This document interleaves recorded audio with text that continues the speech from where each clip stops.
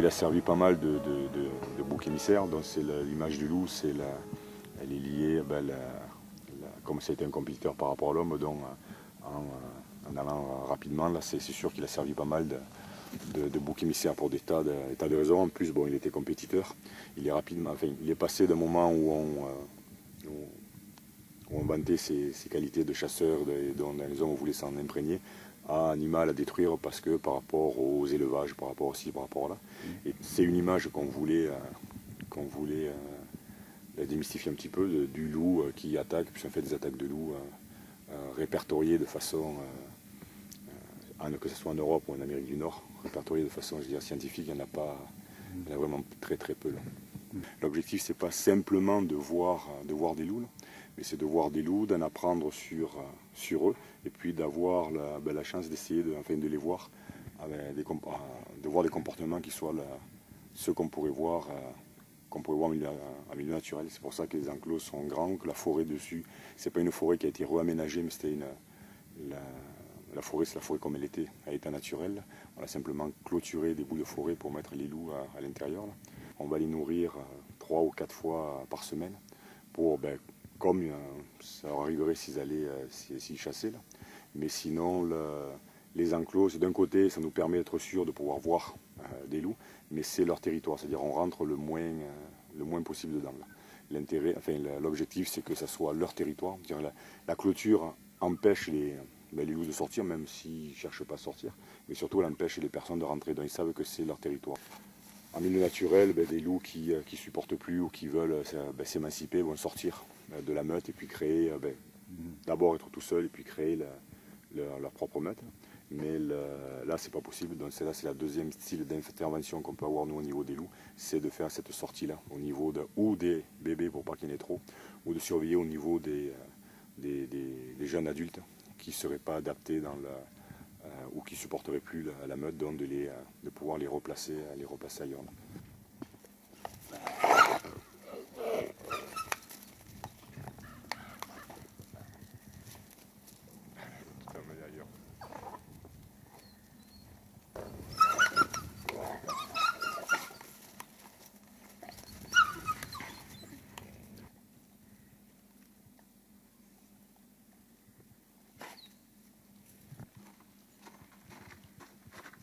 Donc nous, nos loups ne sont pas stérilisés. On a deux vraies meutes, la meute de loup arctique, la meute de loup gris, qui ont un comportement qui est très très proche de ce qu'on trouverait en forêt.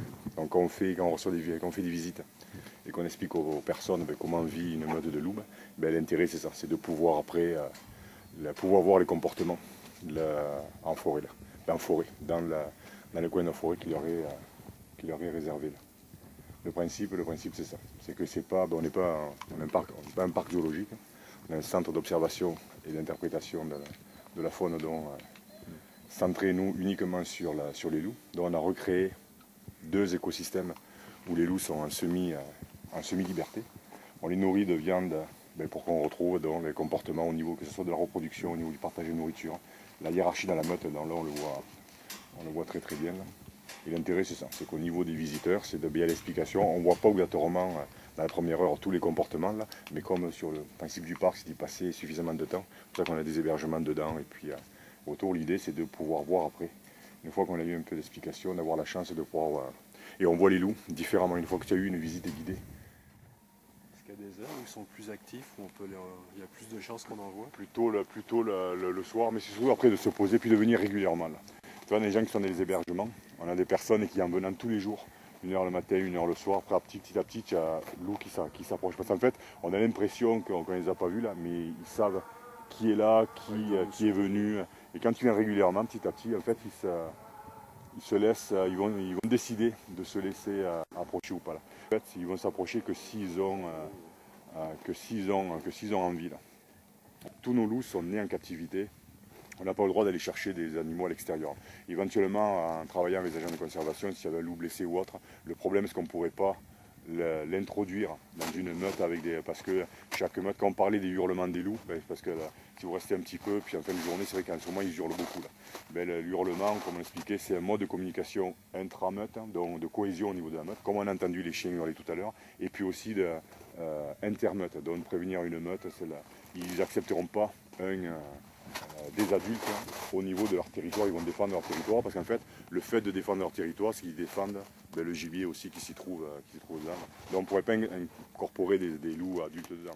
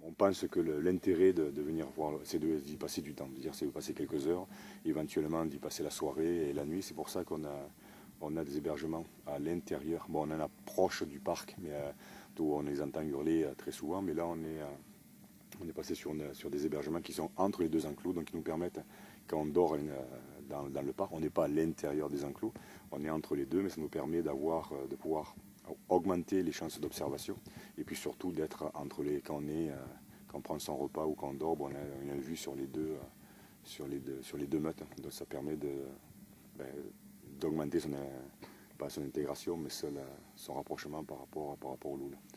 Et si tu fais pas attention, si tu fais que le tour rapidement, là, l'été c'est encore plus flagrant, là, parce que comme il y a beaucoup de feuilles dans la forêt et plus dense, là, tu marches, tu regardes en avant, tu vois rien, et puis ils sont derrière à te suivre parce qu'ils sont curieux. Là. Mais si tu prends pas le temps de les observer, c'est la même chose quand tu vas faire l'observation en nature, que ce soit pour les baleines ou autre. Là. Il faut prendre le temps et regarder, l'idée c'est ça. C'est pour ça qu'on a hésité grandement au niveau de la taille des enclos. Parce que si c'est trop grand mais que tu là, il est grand là. Mais si tu les vois jamais, on va se dire tout le monde va être très déçu si tu ne prends pas le temps de venir les regarder là. L'objectif c'est pas de mettre le loup sur un piédestal en disant qu'il faut des loups partout, n'importe quel prix, n'importe où là. Mais c'est parce que c'est d'expliquer son rôle au niveau de l'écosystème en tant que grand prédateur là. Au niveau de au niveau des ça c'est la Maroc. Au niveau des interactions avec les autres espèces et puis avec l'environnement. Donc il y a une place à jouer, puis c'est de la connaître. Le parc est accessible toute l'année parce qu'en fait les loups sont intéressants toute l'année, ils n'ont pas le même comportement toute l'année. C'est plus... comment dire, c'est l'hiver, c'est ce qui correspond plus à l'image qu'on a du loup, parce que d'abord il est plus beau par rapport à son pelage et par rapport à son sous-poil, par rapport à la neige, ainsi de suite. Mais l'été, l'automne aussi, c'est une très bonne saison pour pouvoir voir les loups avec les couleurs.